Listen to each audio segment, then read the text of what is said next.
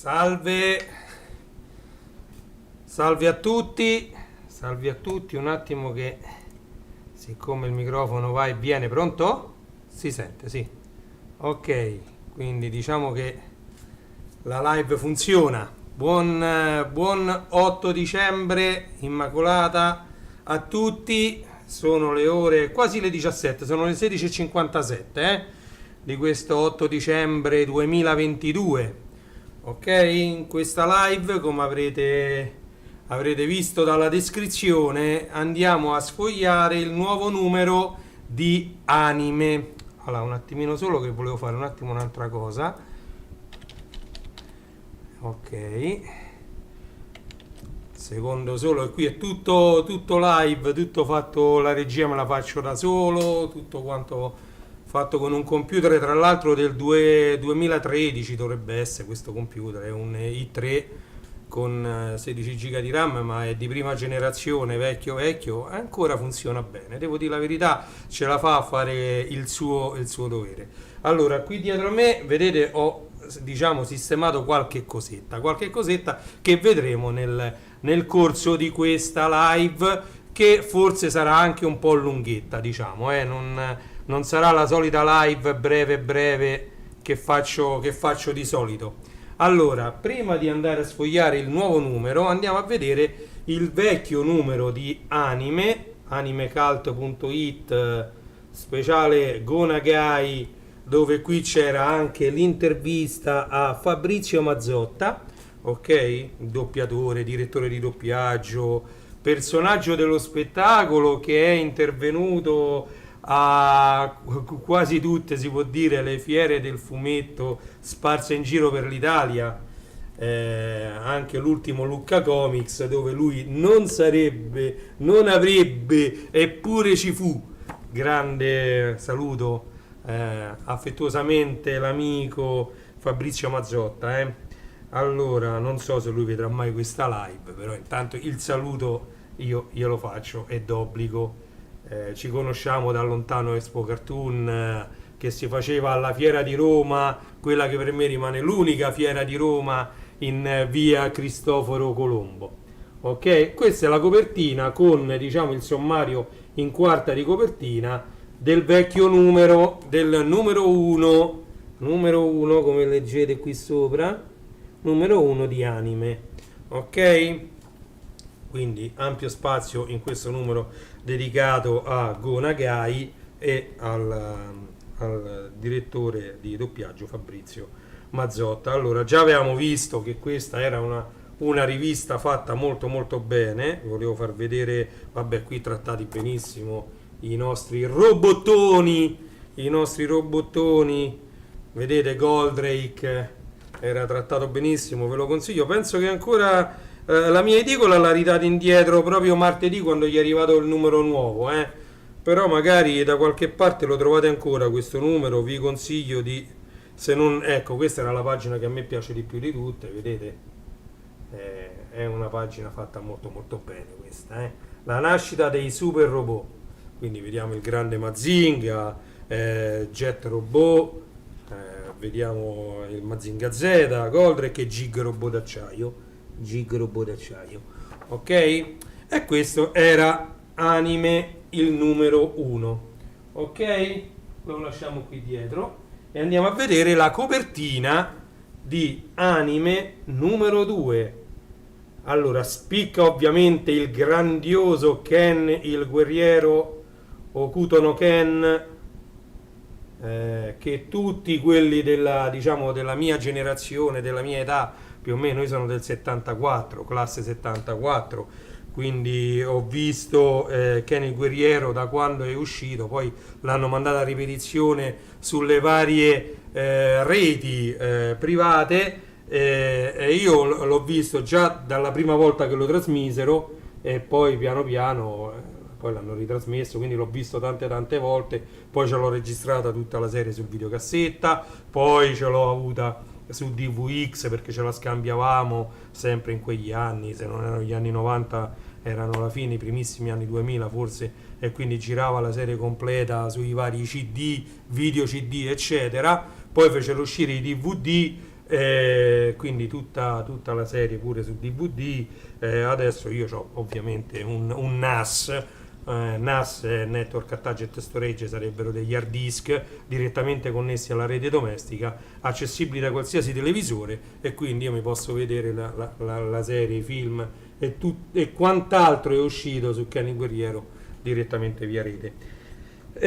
Ovviamente, oltre a Kenny Guerriero, su questa bella prima pagina, su questa bella copertina, vediamo Lamu, Ranma, Inuyasha, ok? Ovviamente si parlerà anche di Masami Goku, dato che c'è un'intervista esclusiva a Rumiko Takahashi, ok? Qui coperto dalle dita c'era anche Sailor Moon, ma non può mancare Kiss Me Cristina, i telefilm made in Italy con Licia, Mirko e Giuliano, ok? Allora, questo numero io l'ho sfogliato già. Allora, guardate in quarta di copertina, ovviamente poi c'è, vedete? Cristina D'Avena e Spectra, giocattoli e collezionismo. Poi c'è scandalosa Sailor Moon e tante altre cose, da Kiss Me Licia a Love Me Licia, e poi speciale Rumiko Takahashi. Allora, andiamo a sfogliare.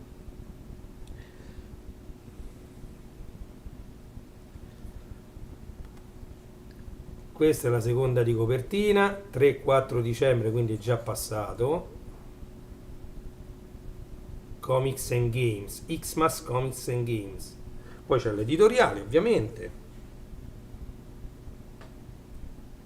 Alessandro Agnoli. Allora, guardiamo bene. Guardate che bella questa immagine della Takahashi insieme a tutti i suoi successi, diciamo. Ok, però non c'è solo lei, guardate qui nel sommario anche Cristina D'Avena, ok, e poi c'è un sommario ovviamente anche Sailor Moon, ok. Io adesso vi faccio vedere velocemente, senza così ve la andate a comprare questa bella rivista. Qui ci sono delle pagine dedicate alla guerriera vestita alla marinaretta, la grande Sailor Moon. Sailor Moon in tutte le sue salse, c'è anche il fumetto Sailor Moon. Guardate, altre pagine dedicate sempre a Sailor Moon. Bello, poi questo me lo leggerò tranquillamente, diciamo tra stasera e domani. Guardate quante ce ne sono di pagine dedicate a Sailor Moon. Io non vi faccio vedere così, vi faccio fare proprio un'occhiata veloce, in modo che vi viene senz'altro la voglia di acquistare poi la rivista in originale per poterla sfogliare come sto facendo io, ok. Guardate, sempre tutta a colori questa rivista, e qua si parla di Love Me Licia, tutta un'altra musica, ok. C'è anche il Corriere dei Piccoli qui. Io non ve lo faccio vedere bene, lo faccio apposta perché guardate il gatto Giuliano, altre pagine, altre copertine del Corriere dei Piccoli, perché noi non ci dobbiamo scordare che Kiss Me Licia in Italia ebbe un successo enorme, ok. Avendo un successo enorme, a Mediaset venne l'idea di continuare il cartone animato e trasformarlo in un telefilm. Per questo telefilm venne scelta ovviamente Cristina D'Avena, poi vennero scelti tutti i Beehive, Pasquale, tutti gli altri che fanno parte del cast di Love Me Licia, Licia Dolce Licia. E qui mi fermo un attimo perché vi faccio vedere solo i primi due che ho trovato, perché ce li ho tutti. Guardate, questo è il 33 giri di Teneramente Licia e i Beehive. Purtroppo devo fare l'archivio perché questa live, tra l'altro, è stata abbastanza improvvisata. Ci ho pensato al volo a farla, visto che oggi ho preso la rivista, questo anime, e ho detto mo faccio una live e organizzo un po' qualcosa. E questo è il 33 giri di Love Me Licia e i Beehive. quanto sono belli i vinili, a me piacciono veramente tanto. Per quanto anche il cofanetto su CD, ce l'ho lì dietro, l'abbiamo già visto più e più volte quando abbiamo parlato di Cristina D'Avena, ok? Quindi abbiamo visto, ecco, siamo arrivati sempre qui, parlavamo di Licia, quindi abbiamo visto già il Corriere dei Piccoli, tutti i spezzoni del cartone animato, del telefilm, di tutti i vari attori che hanno preso parte al, diciamo, al telefilm. Ce ne sono stati diversi, perché ricordiamo che non è stata una cosa buttata lì, è stata curata molto molto bene come telefilm, e anche le ambientazioni erano curate molto molto bene. Guardate, guardate, ecco, questo è quello che vi ho fatto vedere. Vabbè, qui c'è anche Kiss Me Licia, il 33 giri, che io ho anche la cassetta, ho le cassette originali sia di Licia Dolce Licia, di Love Me Licia e di Kiss Me Licia, ho le audiocassette originali, solo che non ci arrivavo a prenderle adesso al volo. Quindi hanno avuto, stavo dicendo, un grande grande successo in Italia questi telefilm, e attualmente ancora soprattutto le canzoni cantate da Licia e dai Beehive, diciamo così, sono ancora molto ascoltate, devo dire la verità. Andando avanti, poi c'è una bella intervista a Cristina D'Avena, eccola qui. Abbiamo visto già, io ce l'ho ancora qui imballato perché a me piace tenere le cose imballate. Questo è Cristina, cofanetto deluxe 40, il sogno continua. Allora, io ho preso quasi tutti i vinili, tra l'altro faremo a breve perché domani è 9, mi arriveranno 2 vinili nuovi. Vi anticipo a chi sta guardando adesso questa live in diretta, vi anticipo che domani mi arriveranno 2 vinili nuovi, uno è di Cristina D'Avena e uno è di Giovanotti. Ok, quindi a breve ci sarà un'altra live parlando nuovamente sia di Cristina D'Avena e parlando nuovamente anche di Giovanotti, di cui ho un sacco tra vinili, CD, di tutto di più, diciamo libretti fotografici, di tutto di più, sia di Cristina che di Giovanotti. Per me Giovanotti, non mi stancherò mai di dirlo, è un cantautore a 360 gradi, è stato bravissimo a plasmarsi nel tempo, a cambiare la sua musica a seconda del periodo storico in cui lui doveva far uscire un brano musicale. Tanto di cappello anche a Cristina D'Avena, che invece ha portato, come ha detto lei nell'intervista alle Iene, è riuscita a portare quelle che venivano considerate canzonette per bambini, sigle di cartoni animati, financo al Festival di Sanremo. Ma lei ha detto Festival di Sanremo, ma lei queste sigle le ha portate dappertutto, le ha portate in tutti i centri commerciali possibili e immaginabili.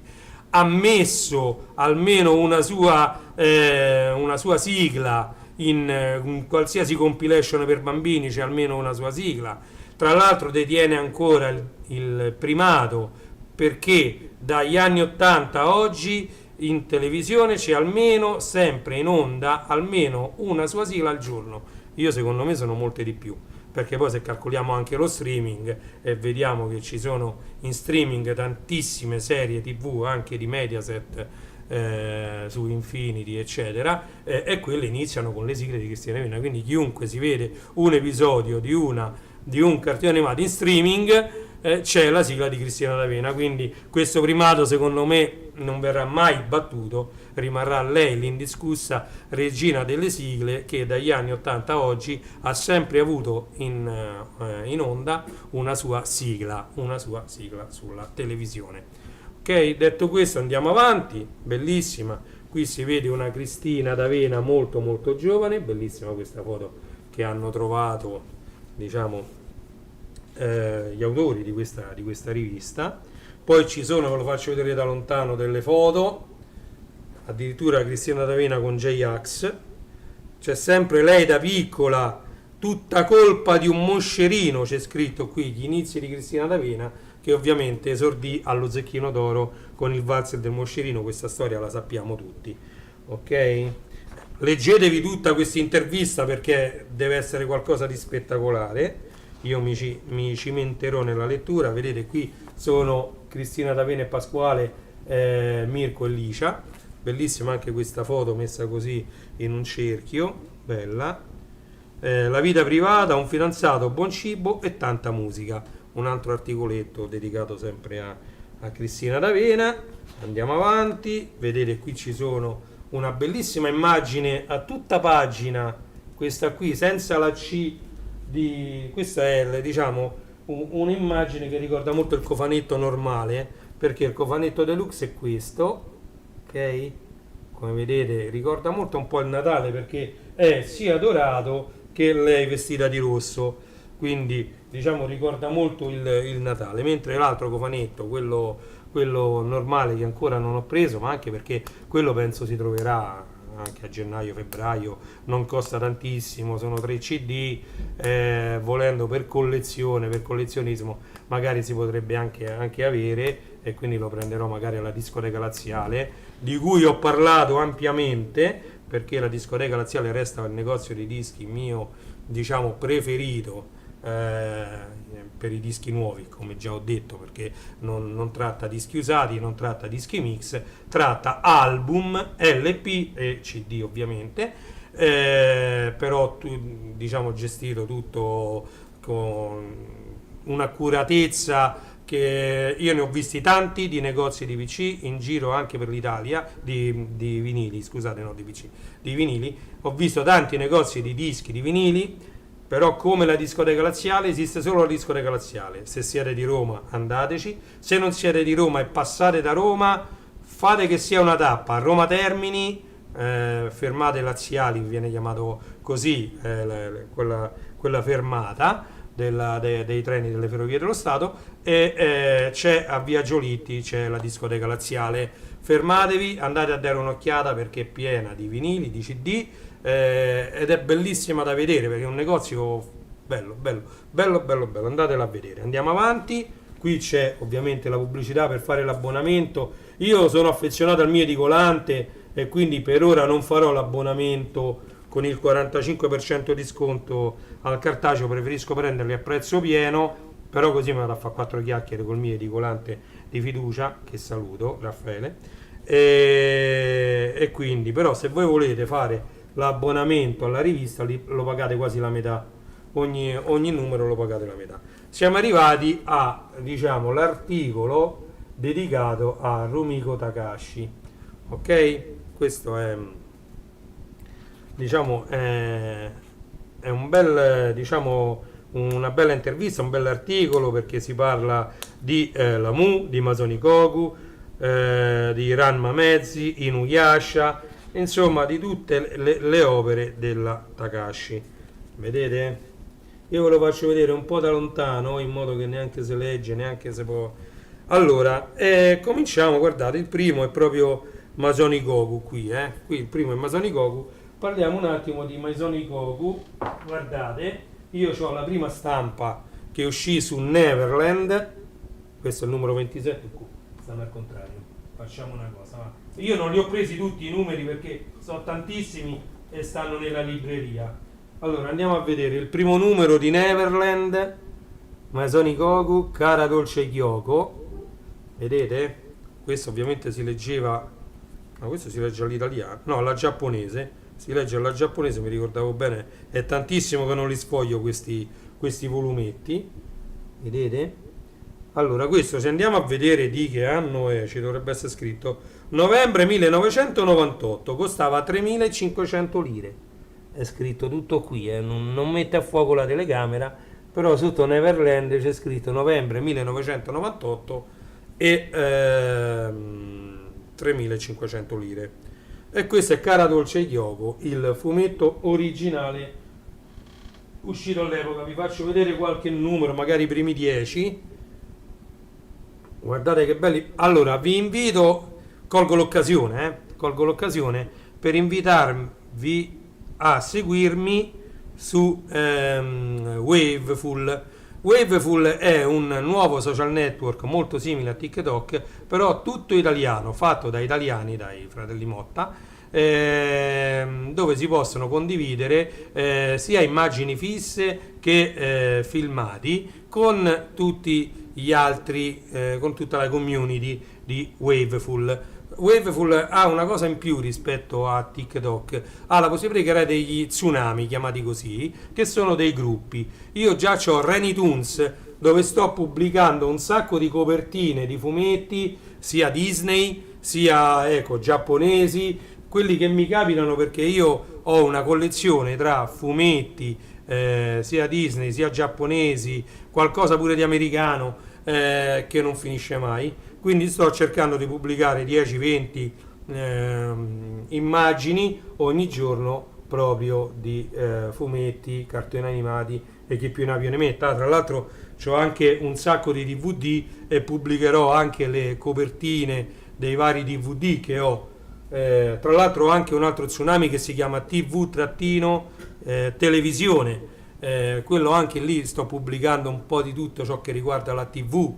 Ne ho un altro dedicato alle sigle che si chiama Super Sigle TV e lì ci sono tante sigle, le sto mettendo io, mi stanno aiutando anche altri che si sono uniti a questo tsunami, quindi diciamo è bello perché su uno tsunami se vi unite potete pubblicare anche voi e ricevere diversi like, diverse visualizzazioni e magari anche qualche commento, perché no?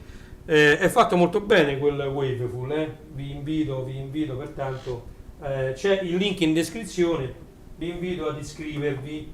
Ok, adesso li metto bene, guardate il terzo numero, Maisoni Goku, bellissimo, eccoci qua, Masoni Goku, che ovviamente è uguale da una parte e dall'altra perché si legge alla giapponese. Io vado un po' più veloce, come ho detto ve ne faccio vedere una decina perché so tantissimi numeri. Per vedere le altre copertine vi invito a seguirmi su Waveful e ad andare su Renitoons, dove li sto pubblicando piano piano e pubblicherò anche questi. Ok? Numero 5, Maisoni Goku, vedete? Vedete come con una live, parlando appunto di una rivista, poi si può far vedere, sfruttare l'occasione per far vedere. Vedete, sono tenuti in maniera maniacale, sembrano nuovi, neanche nuovi erano tenuti così bene, guardate che roba. Questi sono nuovi, guardate, cioè non sono neanche aperti né umiditi, sono stati tenuti, qua parliamo del 1999 maggio. Ma io ho dei fumetti della Disney degli anni, fine anni 60, sembrano nuovi, sembrano mai aperti. Stanno lì eppure hanno fatto pure il trasloco tra casa mia e qua, insomma. Questo è il numero 8, Neverland. Poi andiamo avanti, numero 9, ai ai ai ai, Cara Dolce Kyoko, Rumiko Takashi. E poi il 10, poi ci fermiamo perché sennò comincia a essere troppo lunga la live. Le copertine, come le copertine dei vinili, a me piacciono tantissimo le copertine sia delle riviste e sia appunto dei fumetti, ed è per questo che sto pubblicando anche le copertine di Paperino, Io Paperino, Topolino, quelli che ho, perché Topolino è un settimanale, ovviamente sono migliaia e migliaia di copertine, è impossibile. Già Paperino ce ne abbiamo qualche numero, ma già pure quello mi sono accorto, tra l'altro non lo sapevo che era dagli anni 80 che esce Paperino, e siamo arrivati a quasi 500 numeri, pure quello sono tantini. Allora, quindi riprendiamo in mano Anime e andiamo avanti su Rumiko Takashi. Andiamo a vedere un'altra pagina, via. Ecco, vi faccio vedere. Qui parla di Lamu. Allora, sì, vedete, qui parla tutto di Lamu. E allora, visto che parla di Lamu, andiamo a prendere. Allora, pure questi stanno al contrario. Li giriamo. Pure di questi vi farò vedere i primi 10 numeri. Allora, Lamu uscì per la prima volta sulla collana Young. vedete? Questo è il fumetto di Lamu. Questo stiamo parlando di marzo 1997. Lamu. Questo è il numero 1, numero 1 di Lamu. Tra l'altro, sì, se li metto così va bene. Allora, ecco il numero 2. E questo tra l'altro si legge invece all'italiana. È, diciamo, impaginato in modo da poterlo leggere all'italiana. Lamu. Questo è il numero 2 di Young. Ok, andiamo avanti, vediamo il numero 3. Lamu. Young numero 3. Siamo arrivati a maggio 97. Maggio 1997. Gli anni 90, Numero 4 di Young, giugno 1997. Che belli, cioè, so qualcosa di spettacolare. Guardate, Lamu, Young, questo è il numero 8? No, vabbè, 38 perché, però siamo arrivati a luglio 1997. Lamu numero 5. Lamu numero 5. Perché la collana prima c'aveva un'altra cosa. Lamu numero 6, Young numero 39, agosto 97. Ah, non vi ho detto quanto costava? 3.500. No, 3.300 lire. 3.300. Poi ovviamente noi questi li prendevamo da Enzo, il fumettaro, Sogni di carta, o da altre fumetterie dove avevamo chi il 15, chi il 10. C'era qualcuno addirittura che in particolari eventi faceva anche il 20% di sconto, ragazzi, il 20%. Allora, Young, Lamu numero 7, e stiamo parlando di settembre 97, settembre 97, ottobre 97, Young numero 8, eccoci qua, Young numero 8, andiamo avanti, Young numero 9, cioè Young è il 42, 3003 sempre, novembre 1997, però Lamu numero 9, vedete qui in basso, qui c'è il numerino 9, che è Lamu numero 9.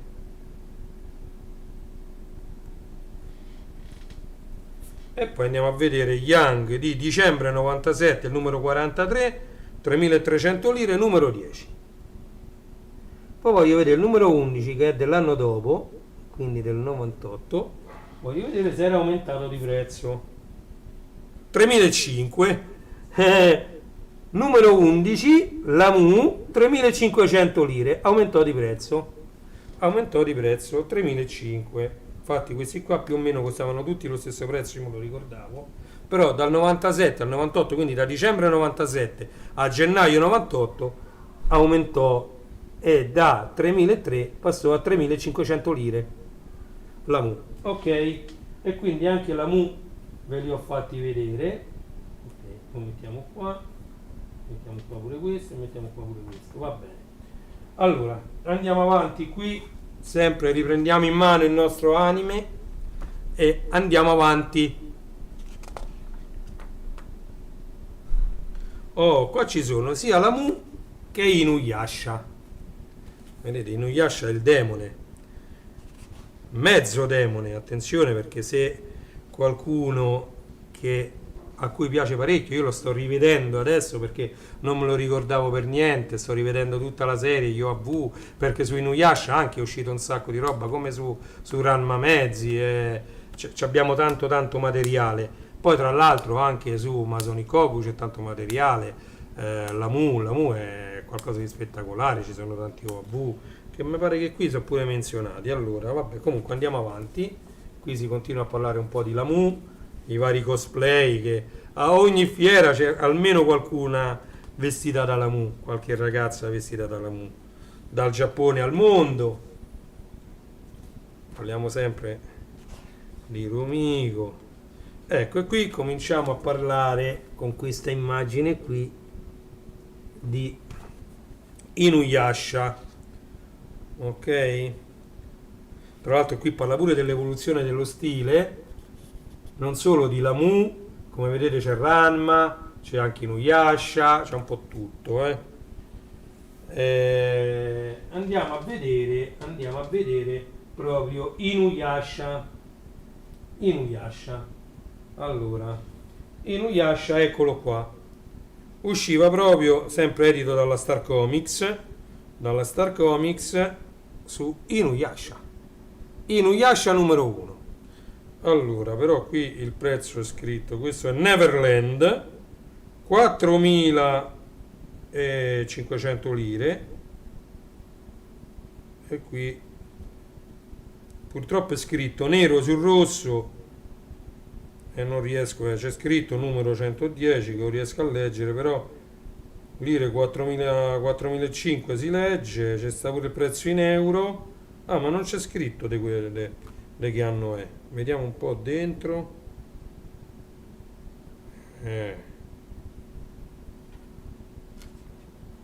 No, non c'è scritto. Troppo bello. Comunque questo è il numero 1, come vedete, Inuyasha numero 1. È uscito sulla collana Neverland. Ok? Allora, andiamo a vedere il numero 2.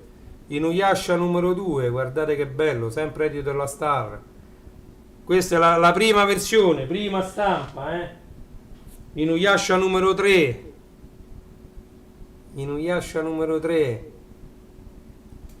Andiamo avanti. Inuyasha numero 4.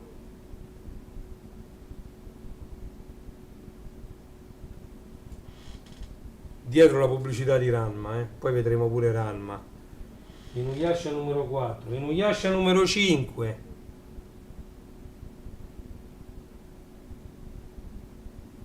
Spettacolo, Inuyasha numero 6.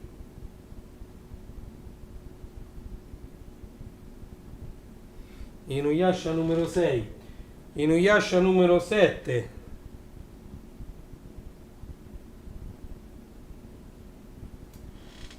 Inuyasha numero 8.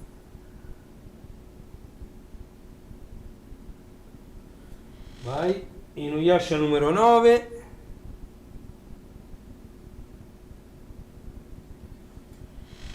Inuyasha numero 10. Mazza, qui c'era Toradora come pubblicità in quarta di copertina. Comunque Inuyasha numero 10.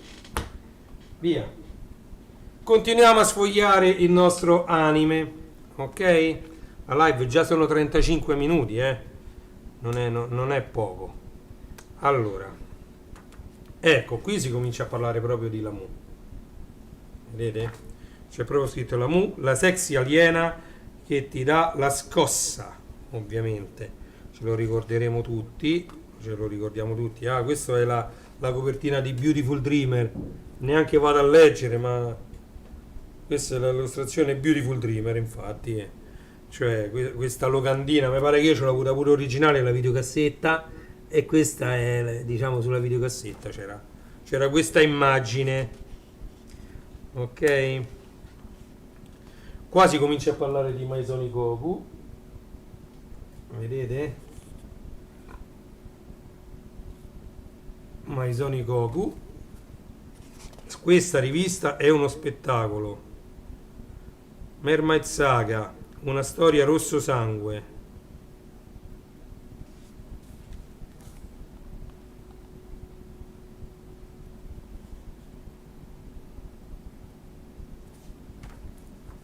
Hanno trattato un po' tutto quello che riguarda Rumiko.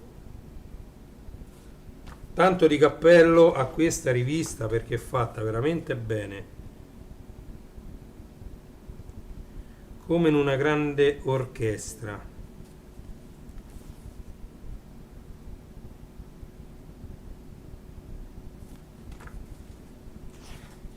Oh, e qua si comincia a parlare di Ranma. Allora, mia figlia è un'appassionata di Ranma mezzi, si stava leggendo anche tutti i volumetti, poi purtroppo però questi qua quando li cominci a vedere, a leggere, si spaginano. Là un attimino solo mi alzo perché anche questi vanno girati e il primo numero sta in basso. Allora, ok, facciamo così. E praticamente lei si è fatta regalare anche delle action figure di Ranma, l'abbiamo comprate a Toissimi se non mi ricordo male. E niente, praticamente però Ranma se ne sono perse le tracce. Io almeno sui miei servizi di streaming, io c'ho Disney Plus che non c'entra niente, però c'ho Amazon Prime. Ho cercato anche su altri servizi, se fortunatamente ho tutta la serie già sul NAS, però diciamo anche andare a cercare, io ogni tanto pubblico perché lei per esempio al mercatino giapponese siamo riusciti a trovare solo 2 quadretti sul legno di Ranma, l'abbiamo presi, adesso stanno attaccati al muro. Io di tanto in tanto, visto che un quadretto riguarda Ryoga, che è il suo personaggio preferito, l'altro quadretto invece è un quadretto di gruppo su cui io col cellulare, con la funzione macro, riesco a fare una foto di ogni singolo personaggio che c'è su quel quadretto e poi ne faccio tutta un'animazione con la sigletta. Ovviamente le animazioni durano 15 secondi, però faccio tutta un'animazione e poi la pubblico su Waveful, ok? Sempre sul canale Reni Toons che ho menzionato prima, ok? E quindi diciamo che comincia a diventare tra tutte le opere un po' introvabile il materiale su Ranma, ok? Pure al mercatino giapponese che spesso fanno a capannelle, poi non so se c'è già stato o se ci deve stare sulla Tuscolana anche l'edizione Christmas Edition dedicata al Natale del mercatino giapponese. Poi a gennaio si ritrasferirà un'altra volta nell'ippodromo di Capannelle con entrata gratuita, di solito lo fanno il sabato e la domenica o qualche volta anche solo la domenica, però andateci perché il mercatino giapponese è qualcosa di spettacolare, anche perché in quel caso nel mercatino giapponese non trovate solamente cartoni animati, manga e tutte queste cose qui, ma trovate anche vari kimono, tutto ciò che riguarda il mondo del Giappone. Ci sono i bonsai, c'è diciamo il mondo del Giappone a 360 gradi, ok? Quindi è bello, il mercatino giapponese va visto. Quindi, tra l'altro, quando sta nell'ippodromo delle Capannelle, entrata gratuita, voi entrate e poi acquistate quello che volete dai vari stand che ci sono e sono sparsi su tutta l'area dell'ippodromo, non ovviamente dove corrono i cavalli, né sull'erba, ma sull'area dedicata al pubblico dell'ippodromo delle Capannelle in Roma. In Roma. Allora, parlavamo di Ranma ed ecco il numero 1 di Ranma. Costava 3.300 lire, parliamo di giugno 1996, mensile ovviamente Neverland numero 1 di Ranma. Questo ve lo lascio qualche secondo in più. Si intitola ovviamente Arriva Ranma, quando Ranma con il padre Panda arrivano a Casa Tendo. Io ovviamente la storia anche io la so quasi tutta a memoria perché anche a me piace tantissimo Ranma Mezzi, quindi l'ho visto più di una volta, la storia la so tutta quanta. E questo è il numero 2, pure qua è scritto nero su azzurro scuro, voglio vedere chi ci vede, 1995 luglio, Neverland mensile. Ranma Mezzi, ovviamente anche Ryoga va a finire. Per chi non l'ha visto non voglio fare spoiler, quindi per chi non l'ha visto vedetelo, per chi non l'ha letto diciamo i fumetti si dovrebbero ancora trovare, sono usciti, si trovano presso le grandi librerie che adesso hanno tutta un'area dedicata ai manga e ai fumetti, sono però molto più alti, ne sono di meno perché questi sono un sacco di numeri. Io vi sto facendo vedere tutti i primi 10 perché questi sono una marea di numeri, quindi tra l'altro questo ha permesso però di fare tante copertine. Come dicevo io sono amante delle copertine e quindi questo è il numero 3, abbiamo detto, è 3 di Ranma Mezzi. Quindi non voglio fare spoiler, la storia è tutta incentrata su questo personaggio di Ranma. Ranma è un ragazzo, ok? Quindi tutte le sue avventure con il padre, Genma Saotome. Ecco, Neverland. Numero 4 di Ranma, andiamo avanti. Numero 5 di Ranma, eccoci qua. Numero 5 di Ranma. E guardate, Expo Cartoon! Ragazzi, questo logo, e questo è il numero 6 di Ranma. E questa era Expo Cartoon, la prima di Romix. Questo qui era, per me era la fiera del fumetto. Vedete, 100 anni di fumetti dal 96, dal 1896 al 1996. Expo Cartoon, la fiera di Roma, che era una sola e stava sulla Cristoforo Colombo. Vedete? E questo è Ranma numero 6 con in quarta di copertina, vedete, Expo Cartoon. Peccato che non mi metta a fuoco sta telecamera. Mostra mercato del fumetto, del cinema d'animazione e dei games. Tra l'altro ad un'edizione partecipò anche Radio DJ e il grande Albertino, io che ero già DJ all'epoca, il grande Albertino trasmise la DJ Parade direttamente da Expo Cartoon e cominciarono a dare questi, che sono gli adesivi che io ho presi proprio lì. Non so se era il 95 o il 96, non me lo posso ricordare. C'erano ancora tanti di questi adesivi. Tra l'altro una delle prossime live sarà dedicata al mondo degli adesivi. Tra l'altro vi anticipo, io durante le live vi anticipo quelle che sono le mie intenzioni con le prossime live. Questo è il numero 7 di Ranma, il punto debole. Mettiamolo qui se non mi sbaglio. Numero 8 di Ranma. Guardate che bello, sempre Neverland. Numero 8 di Ranma. Numero 9 di Ranma.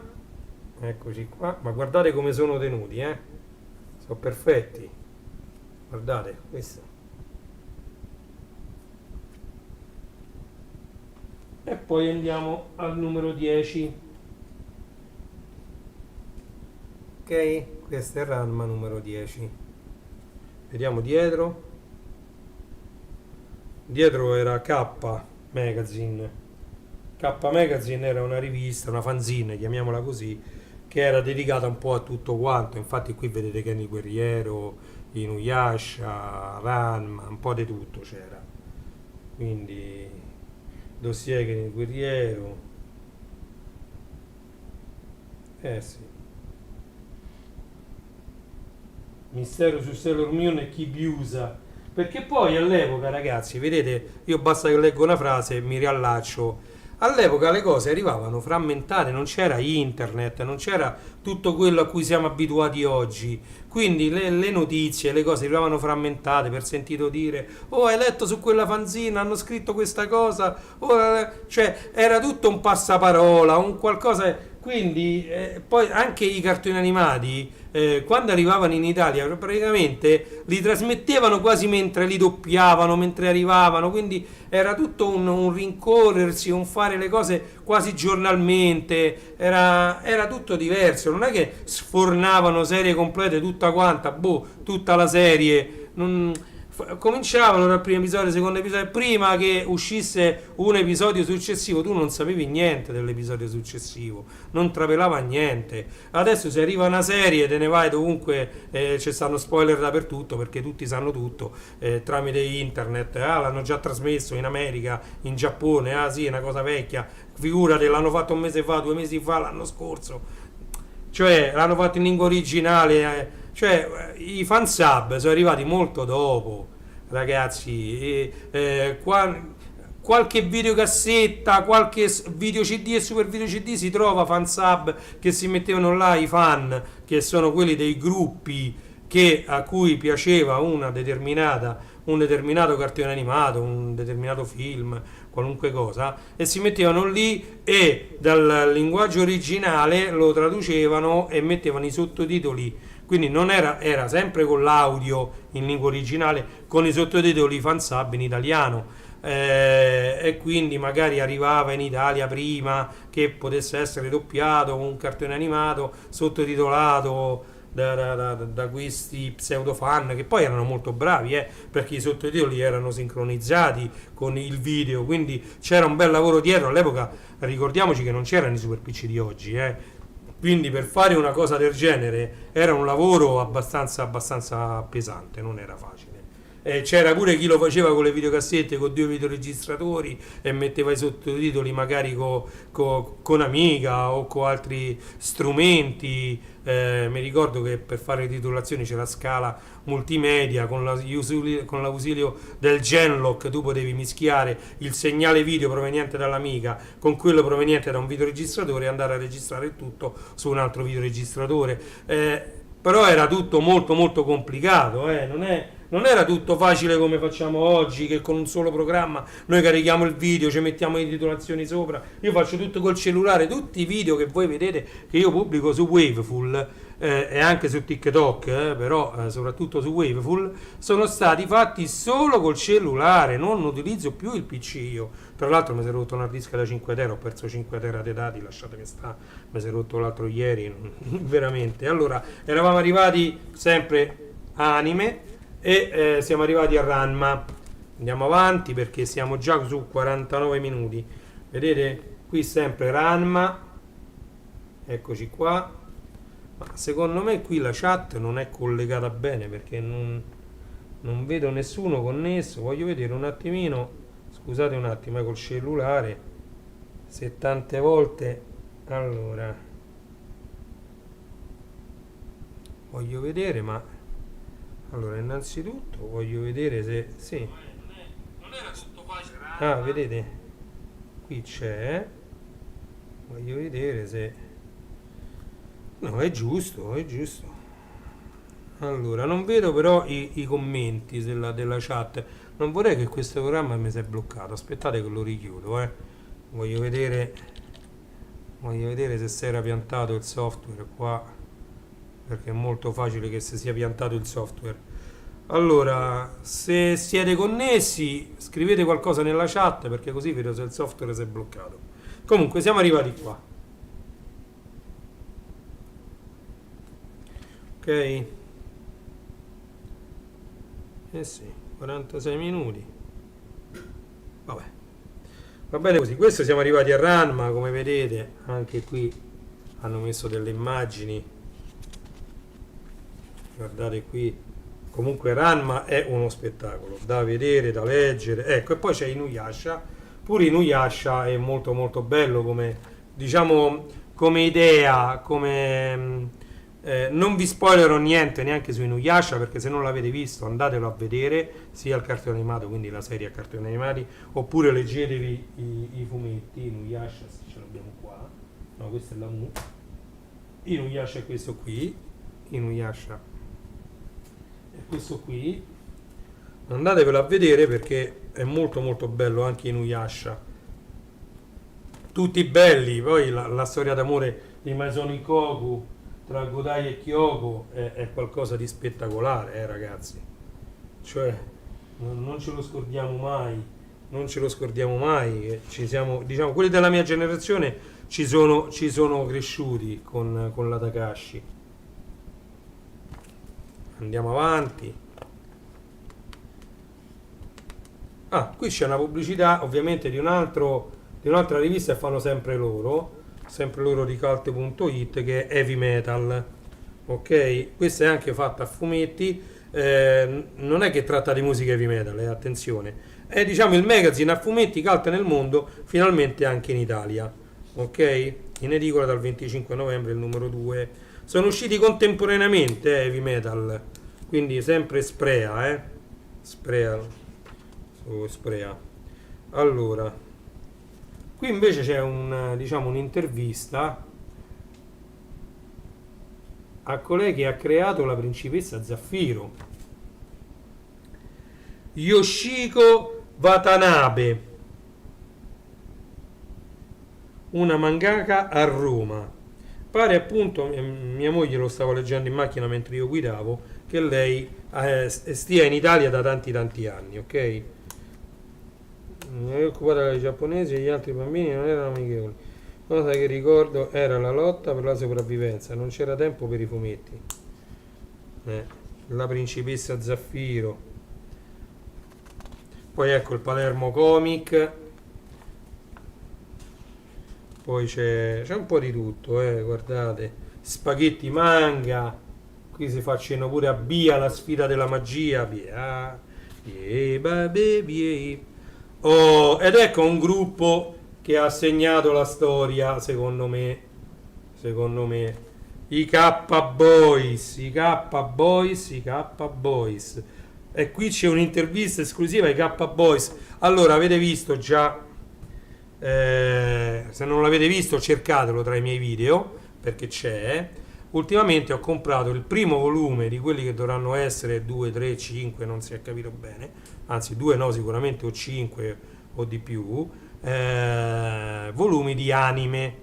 Anime fu un libro che io comprai sempre ad Expo Cartoon, lì abbiamo visto la pubblicità, Expo Cartoon appena uscì, cioè fatto dai K-Boys, ed era la Bibbia, chiamiamola così, l'enciclopedia dei cartoni animati, ok? Poi ovviamente quelli erano gli anni 90, dagli anni 90 a oggi sono passati 25 anni almeno, di cose ne sono state fatte forse secondo me, al mio avviso, pure troppe.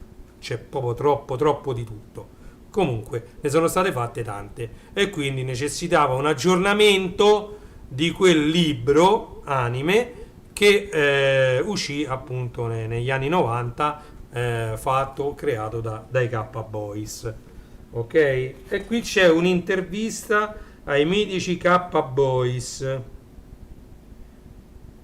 vedi c'è pure Andrea Baricordi, Andrea Pietroni, Barbara Rossi, Massimiliano De Giovanni, eccoli i K-Boys dall'84 al 92.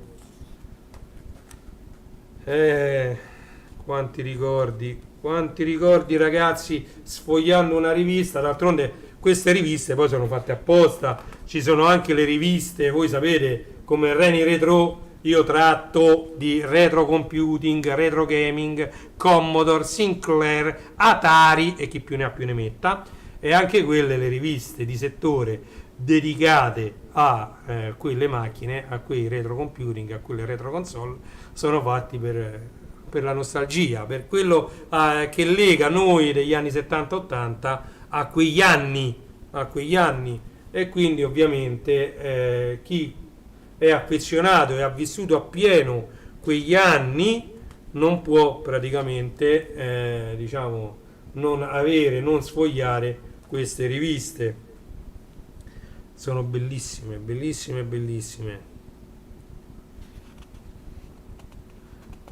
Claudio Bovini con la stessa passione di sempre. Forse questo l'avrei messo con un blu meno marcato, comunque, oppure avrei fatto quantomeno il contorno giallo del nome. Comunque va benissimo anche così, si legge,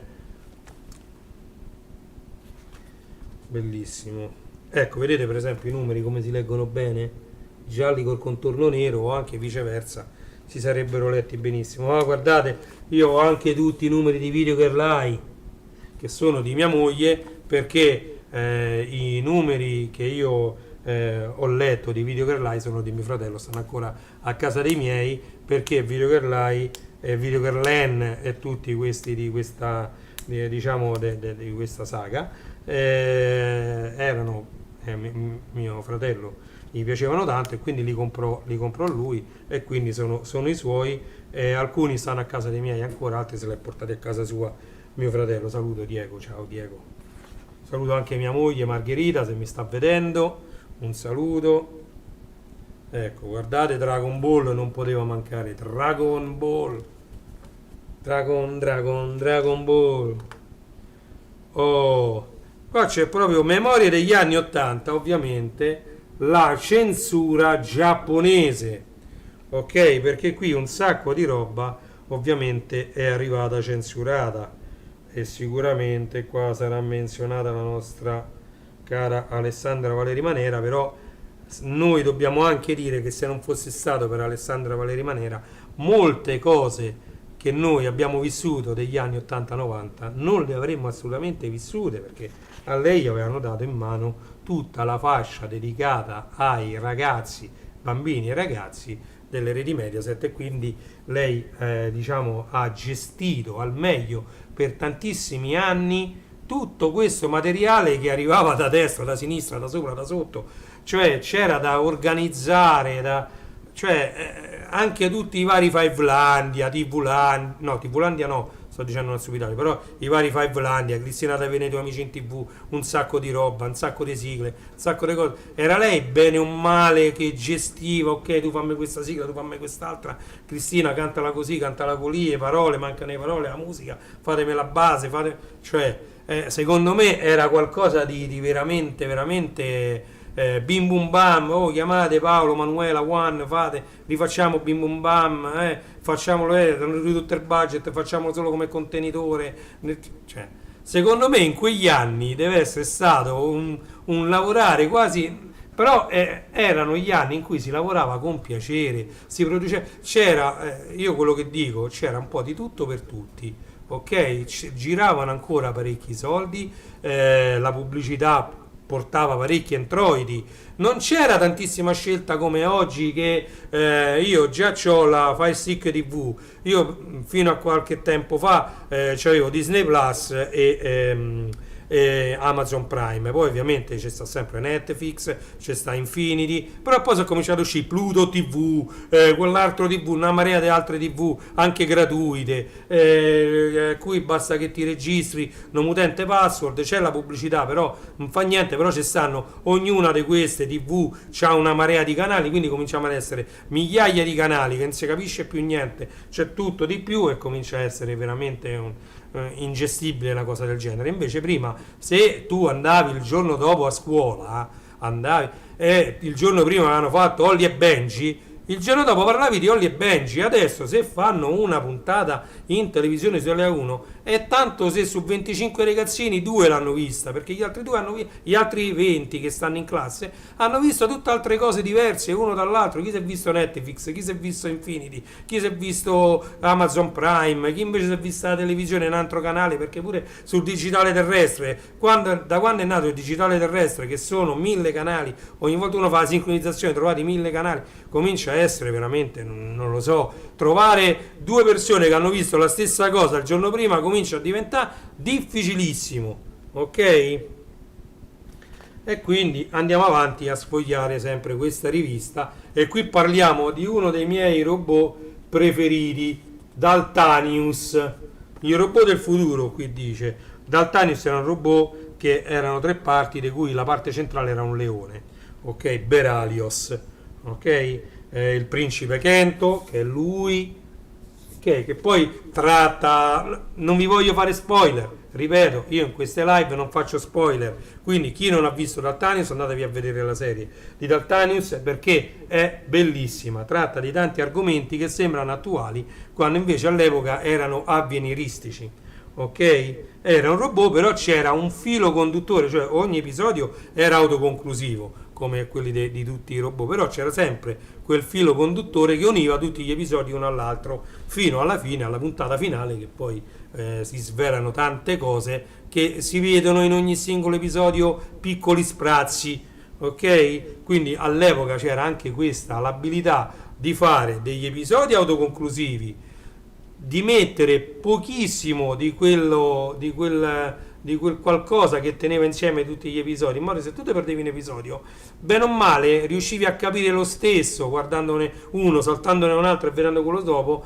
bene o male capivi lo stesso la storia, quel filo conduttore, quel filo sottile che univa tutti gli episodi. Quindi guardate che all'epoca c'era veramente, noi le dobbiamo guardare col senno di poi, queste serie TV sono fatte veramente veramente bene, e penso che tutto questo ci sia scritto qui. Io non l'ho letto ancora, ripeto, questa l'ho presa stamattina quando sono uscito, poi come sono tornato, che siamo andati in giro per le Roi Merlin, per altri negozi. Come sono tornato ho aperto questa live, quindi non l'ho proprio neanche sfogliato, lo sto sfogliando insieme a voi. Guardate un po', Pegas Tech Setter ricevuto. Tekkaman, questo è Tekkaman, il guerriero dello spazio, il cavaliere dello spazio. Questo quando entrava dentro, guardate qua, quando entrava dentro il robot Pegas faceva il potenziamento e diventava Tekkaman, cioè gli veniva messa questa armatura. Non vi spoilerò altro su questo cartone animato, vi spoilerò soltanto, ecco, appunto il fatto che lui entrava dentro al robot, entrando dentro al robot poi gli usciva dalla schiena e gli usciva trasformato così. Questo è Tekkaman, e lui invece è il robot Pegas, come ve lo faccio vedere qua, così, Pegas. Bellissimo anche questo come serie di robot, E poi verso la fine c'è un'intervista al cantante, vedi, potevo prendere giù, io ho il mix di Spectra, Kenny Guerriero, mai scorderai l'attimo, la terra che tremò. Ciao Giusimu, sto sfogliando, siamo quasi addirittura d'arrivo di questa rivista di dicembre 2022, uscita praticamente mi sembra il 2 dicembre, anime cult dedicato diciamo a Rumiko Takahashi. Qui c'è in prima pagina Kenny Guerriero, ma effettivamente Kenny Guerriero c'è qui sull'intervista a Spectra. Spectra è colui che ha cantato appunto la sigla di Kenny Guerriero. Guardate, questi sono Ken, Shin e Giulia. Ovviamente come vi ho detto in apertura, io Kenny Guerriero lo conosco a memoria. Ecco, questo era parte della sigla della seconda serie Top Boy, bellissimo. Io ho il CD originale giapponese, Top Boy, Love Song era la sigla finale, e poi ci fu un film. Eccolo, questo è il disco che ho io giù. Io mo non vi voglio far aspettare, se no in 2 secondi lo andavo a prendere. Guardate, questa è la copertina del disco che io ho giù. Io lo andrei pure a prendere, ci metterei. È del 2004 l'uscita di un remix. Non è vero, non era del 2004. No, c'è qualcosa che non va, perché io 2004 mi sembra strano che sia del 2004, mi devo andare a informare perché non è del 2004. Su CD. Su CD. Però questa è la versione su vinile. Ragazzi, vi lascio un secondo proprio, vi lascio un secondo, vi vado a prendere il vinile di Kenny Guerriero. Torno subito immediatamente.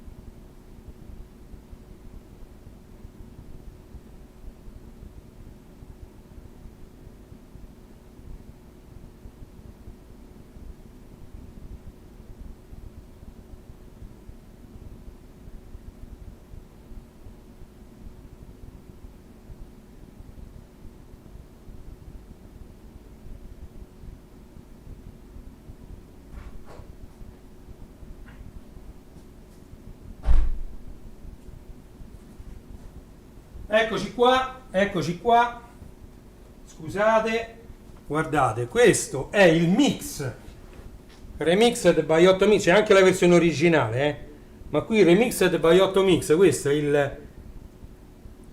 il 12 pollici di Kenny Guerriero, originale, vedete, remix 3 minuti e 03, original 3.25, poi c'è una versione molto veloce, ma veloce è 3 minuti e 10 a 185 bpm, e poi ce n'è una esagerata proprio a 1000 bpm da 3 minuti, però questa è altro che hardcore, siamo oltre l'hardcore, quindi diciamo che quella che si usa sempre o è la versione remix normale di 8 Mix. 8 Mix è questo qui. 8 Mix ha remixato un sacco di cose 8 Mix, oppure quella originale da 3 minuti e 25. Giù poi, cercando questo qui, è sbucato fuori, come vi dicevo, io ce l'ho quasi tutti. Ecco l'LP, prima non ve l'ho fatto vedere, di Arriva Cristina. Eccolo. Guardate che belli questi LP, uno più bello dell'altro. Day by day tu crescerai, day by day camminerai. Vabbè, tutti i ricordi, io come vedete tutto quello che racconto nelle mie live tutto corrisponde a verità. Poi ci sono queste altre versioni, alcune versioni sono di TVlandia, e poi è uscito anche un pitch hard disk di Hokuto no Ken, su 45 giri, quindi voglio dire, poi tra l'altro questo disco di Kenny Guerriero pare non sia neanche tanto raro. Io quel vinile l'ho tenuto in cornice per tanti anni, poi mi si ruppe la cornice, e quindi l'ho tirato fuori, adesso lo utilizzo normale, cioè, perché se sto a guardare tutti i dischi rari che ho qui non li sento mai, non li tocco mai, e quindi allora qui siamo arrivati ad una parte della rivista dedicata alle recensioni anime. Qui c'è scritto proprio in alto recensioni anime. Cyborg 009, Vampire in the Garden, Mobile Suit Gundam, Hurricane Polymar, Devilman, Godrinitron, capirai, Bastard, tutti i titoloni. Il buio oltre la finestra triangolare. Vedete, queste invece sono i fumetti. No, ma questa rivista è qualcosa di spettacolare. Qui si parla pure di Evangelion, un'altra cosa bellissima che dovete assolutamente vedere. Tra l'altro c'ha una sigla Evangelion originale che è qualcosa di spettacolare, ragazzi, da ascoltare. Ma mi sa che tutto il CD, quello che una volta si chiamava, vabbè, c'era scritto dietro SM, ma erano gli OST, Original Soundtrack dei cartoni animati, erano dei CD giapponesi che erano appunto le colonne sonore, quindi tutti i vari brani che uno sentiva durante una serie di un cartone animato. Gli OST Original Soundtrack costavano uno sproposito a Expo Cartoon, io me lo ricordo, 100.000 lire un CD, era qualcosa di inspendibile, cioè veramente cominciavano ad essere dei prezzi veramente troppo alti per un CD audio. Poi dentro c'erano sì 10, 15, 20 brani. Tra l'altro abbiamo anche lì, ce ne abbiamo uno che era di mia moglie, di Margherita, che è Masonigoku originale, lì OST bellissimo. Allora vi faccio vedere l'ultima pagina, eccoci qua.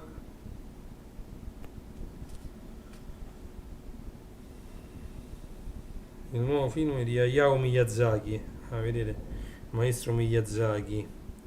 Vabbè, il castello errante di Howl, la città incantata, principessa Mononoke, mamma mia, uno più bello dell'altro. Comunque, quello che mi piace tanto di questa rivista è anche il sommario, chiamiamolo così, messo in quarta di copertina.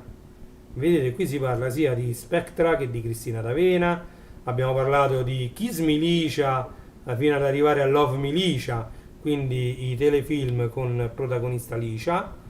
C'è ovviamente uno speciale enorme di Rumiko Takahashi. Poi ci stanno sempre i giocattoli, che hanno fatto vedere il giocattolo di Pegas e di Tekkaman, ok? Tekkaman e Pegas, guardate, una cosa bello, veramente bello. Quindi niente, praticamente siamo addirittura di arrivo di questa live da 1 ora e 11 minuti, però ci siamo visti non solo anime, la rivista, ma ci siamo visti anche i fumetti originali dell'epoca. Questo è difficile che ce l'hanno tutti, magari troverete quelli là che sono usciti negli anni 2000, più in là, negli anni 2010, ma questi volumetti così piccoli eccetera non ce li hanno tutti, non li trovate facilmente, ok? E quindi niente, abbiamo visto, vi ho fatto vedere dei vinili di Licia, eccoli qua, Love Milicia, ecco, Love Milicia, Teneramente Licia e Beehive, manca Kiss Milicia che sarà dentro un altro contenitore. Vi ho fatto vedere il mix 12 pollici di Kenny Guerriero remixato da 8 Mix, quindi diciamo abbiamo fatto una bella live, abbiamo visto diverse cosette, spero vi sia piaciuta. Allora, in chiusura io vi invito sempre ad andare sul sito www.classe74.it, che è il sito che io ho dedicato agli acquisti su Amazon. Ok, lì troverete dei consigli, dei miei consigli, quindi diverse pagine anche difficili da trovare, un po' nascoste su Amazon. Troverete Amazon Supermercato, voi sapete che potete comprare sia da Panorama che da tante piccole realtà, tanti piccoli negozietti che vendono su Amazon ma sono locali, quindi voi da tutta Italia potete comprare le specialità di questi posti. Ok, e trovate tutto su classe74.it, trovate diciamo delle cose dedicate a quelle che sono le mie passioni: Ritorno al futuro, Star Trek, Star Wars e Stargate, tutte e tre che iniziano per Star, cioè, e quindi chi più ne ha più ne metta, c'è The Big Bang Theory, diciamo, e lì troverete quindi divise anche per argomenti tutti i prodotti che sono in vendita su Amazon. Poi se siete appassionati di Lego, vi invito anche a visitare legolando.it, che è un sito che io ho dedicato ai Lego e a quelli che secondo me sono i 7 migliori che stanno su Amazon. Ogni tanto poi lo vado ad aggiornare, quindi capitateci più spesso.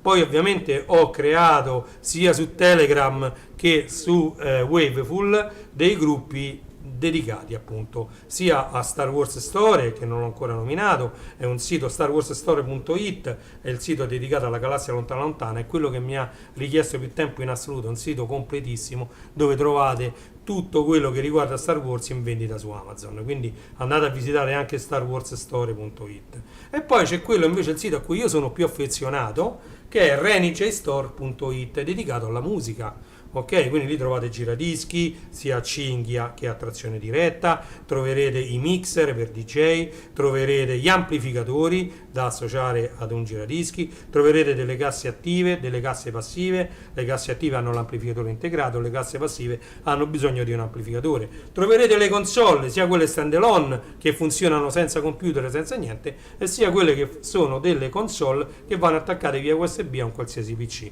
Ok, lì troverete anche i mobiletti per mettere tutto il vostro sistema di intrattenimento, quindi amplificatori, console, eccetera. Ci sono dei mobili che ricordano molto quelli degli sterei degli anni 80-90, ma sono fatti ovviamente pensati per un sistema di intrattenimento moderno come un amplificatore 5.1 o un Xbox, una PlayStation, diciamo, sono pensati bene per avere sopra, diciamo, tutto un kit di intrattenimento, un sistema di intrattenimento, ok? E quindi andate a vedere anche questo renijstore.it. Da renijstore potete anche accedere a un altro sito che è il mondodelvinile.it. Voi sapete che io sono un grande collezionista, vendo oltre 6.000 vinili di dischi, ne ho per tutte le salse. Ogni tanto faccio su TikTok qualche live, su YouTube trovate qualche vecchissima live che facevo anche su Facebook eccetera, ma qualcosa di molto vecchio, e mi divertivo con i miei 1210 SL Technics MK2.